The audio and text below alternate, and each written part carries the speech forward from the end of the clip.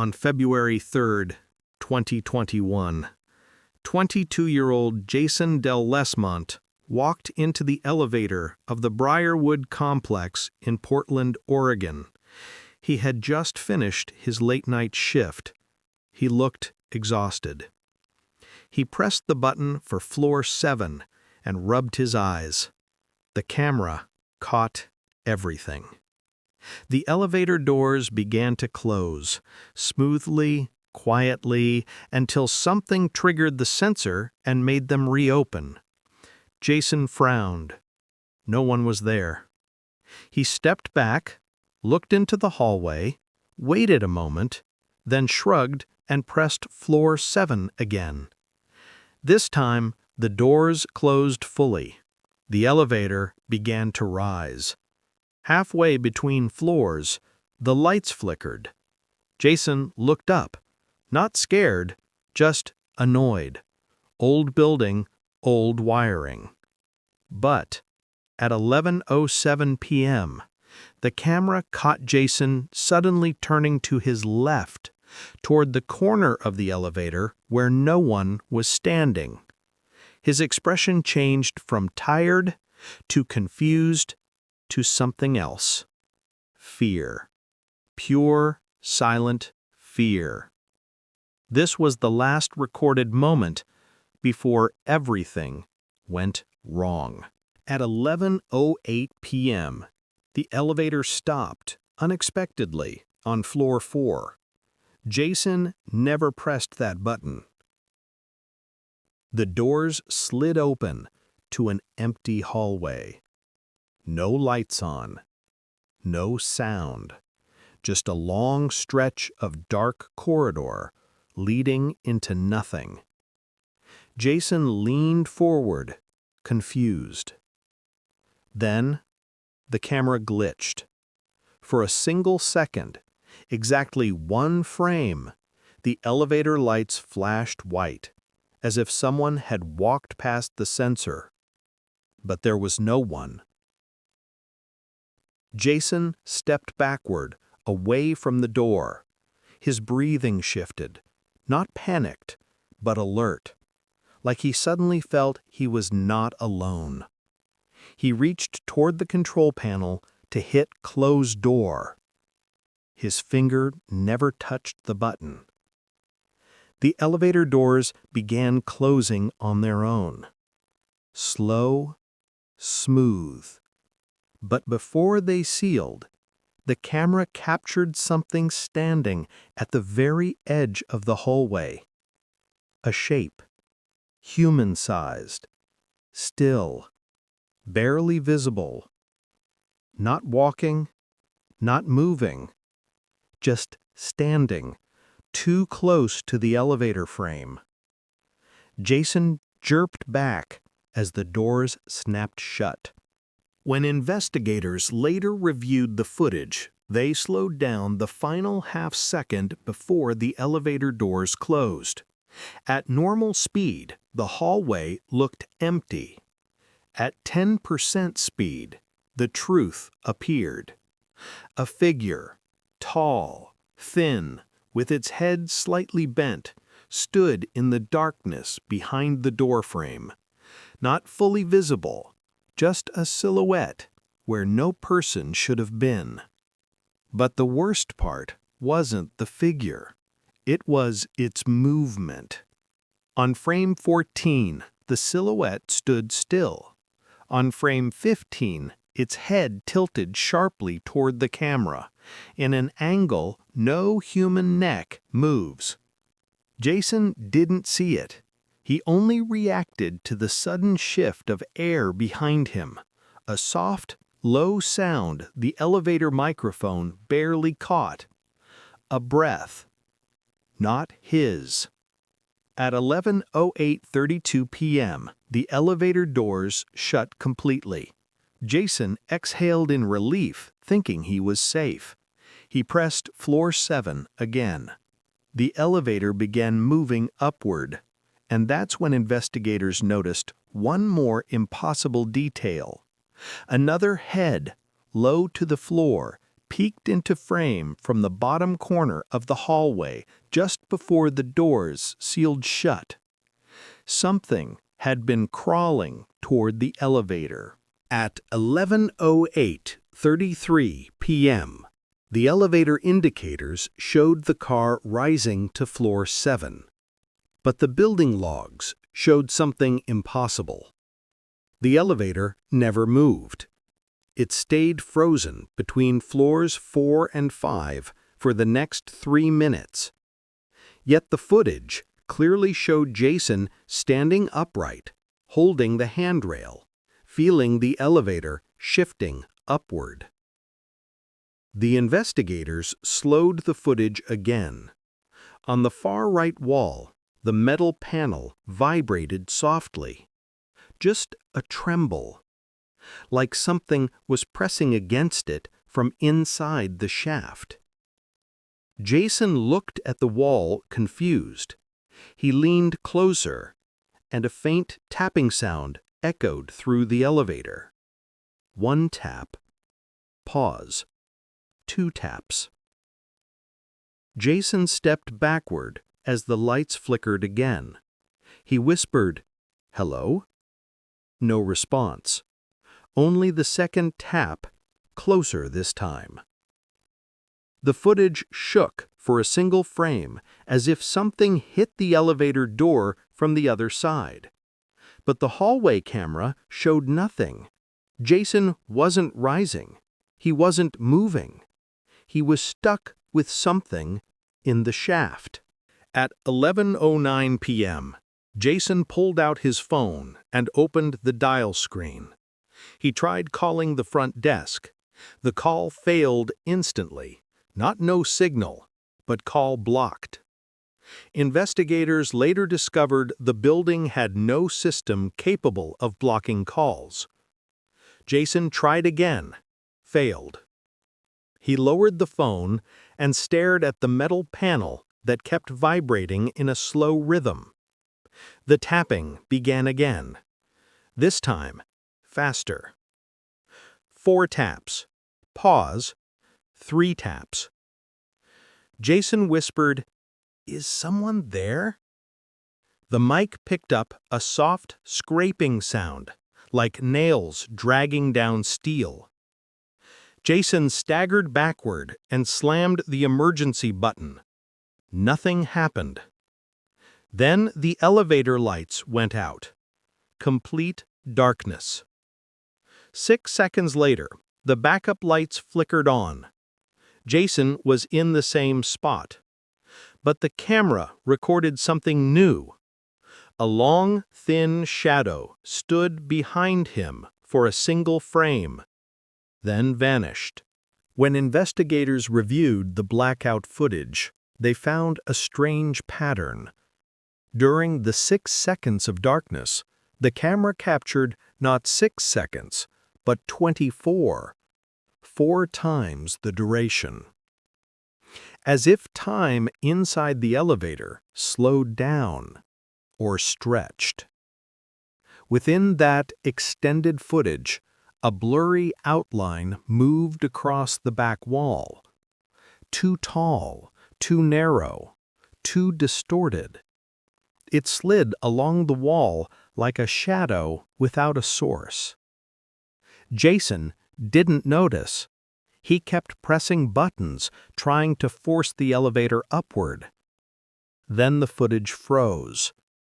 A single frame captured something inches behind his head. A pale shape, elongated fingers touching the wall just beside him. The next frame, clean, normal. Jason alone. No fingers, no shadow. But the metal panel now had a fresh dent pushed outward from inside the shaft. At 11:11 p.m., the elevator dinged as if reaching floor 7. The doors slid open. Jason stared into darkness. Floor 7 was brightly lit in every blueprint, and in reality, residents lived there. Lights were on. But on camera, Everything beyond the door was pitch black, a void. Jason stepped forward cautiously and waved his hand into the darkness. His arm disappeared. Not visually, literally. No shadow, no form. The camera lost his hand completely. He pulled it back quickly, shaking, staring at the darkness that swallowed half his arm. The elevator doors began closing automatically. But before they shut, the darkness moved. A shape rose from it, something tall, silent, leaning forward as if smelling the air. Jason screamed and hit the close button. The doors slammed shut. At headquarters, security techs extracted audio from the elevator shaft. They didn't expect anything. They were wrong. At 11:11 p.m., during the Floor 7 void, the shaft mic caught a sound. A long, slow inhale. Deep, wet, animal-like. Then, a whisper, barely audible. Stay. The team froze. No one in the building had that voice. Jason certainly didn't. It was soft, strained, and layered, like two voices overlapping. Seconds later, the shaft mic recorded something dragging down the metal walls. Slow, deliberate, growing closer. Jason's breathing became fast and shaky on the elevator audio. The sounds in the shaft grew louder. Something was climbing. The elevator cameras captured the moment the climbing sound stopped. Jason stepped back, pressing himself into a corner. The metal panel behind him bulged inward. Not a little, a full 4 inches, as if something massive was pressing from behind. Jason gasped and turned toward it. The panel snapped back into place. Silence. He reached toward it slowly, hesitant, his fingers trembling. The panel was cold. Too cold. He whispered, "Who's there?" The microphone captured a second whisper from inches behind the wall. "You." The lights flickered violently. Jason screamed and shoved himself into the opposite corner. Then the elevator dropped 3 feet in a single jolt. Not enough to injure him, but enough to prove something inside the shaft was interfering with the brakes.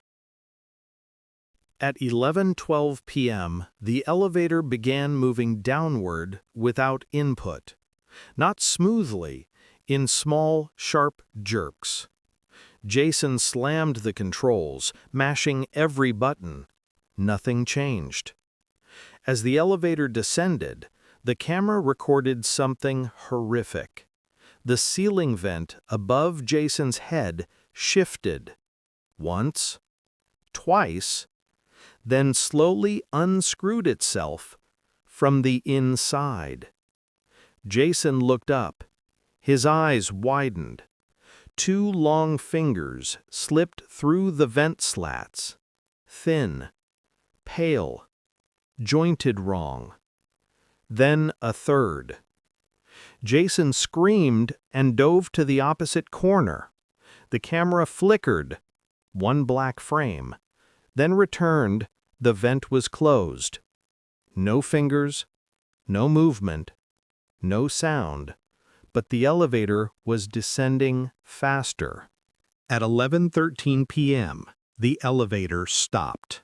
Again. Between floors. Jason pressed the emergency call over and over. Silence. Then a soft click. Someone answered. A woman's voice, calm, measured. "Jason," she whispered. Jason froze. The elevator had no operator. No one should know his name. His voice shook. "Who are you?"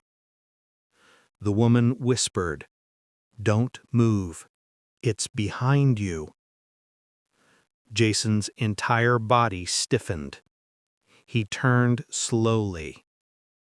But the camera captured nothing. Just empty space.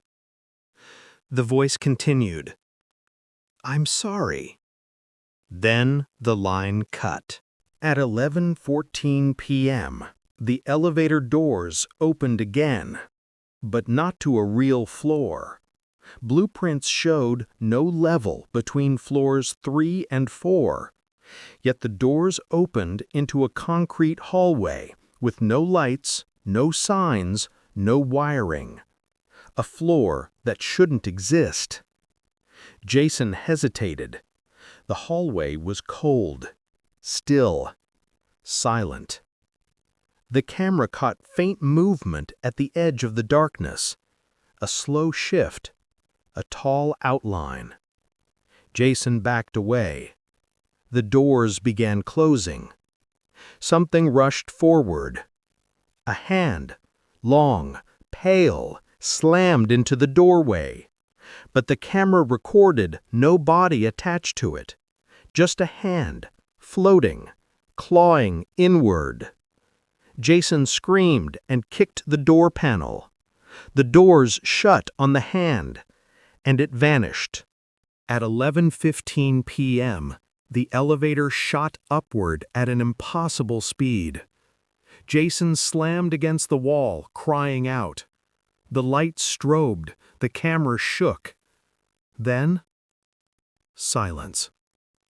The elevator slowed and stopped on floor 7. The doors opened. Actual floor 7.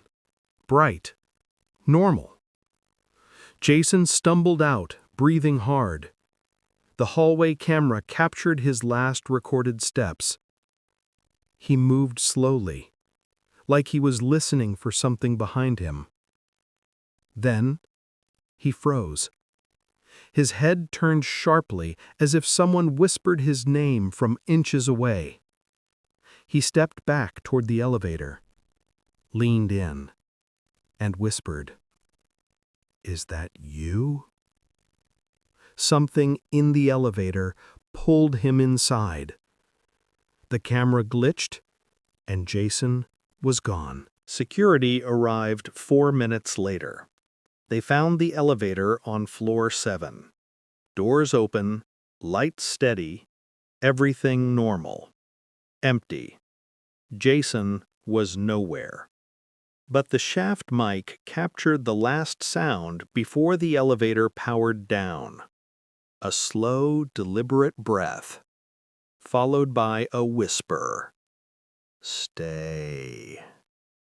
The same voice that spoke Jason's name. 2 days later, maintenance workers inspected the elevator shaft.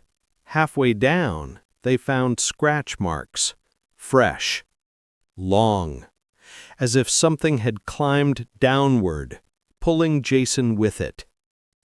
At the bottom of the shaft, they found a torn piece of Jason's shirt. Next to it, a long drag mark leading into a narrow opening cut into the concrete. A tunnel that wasn't part of the building. A tunnel that went far deeper than any foundation.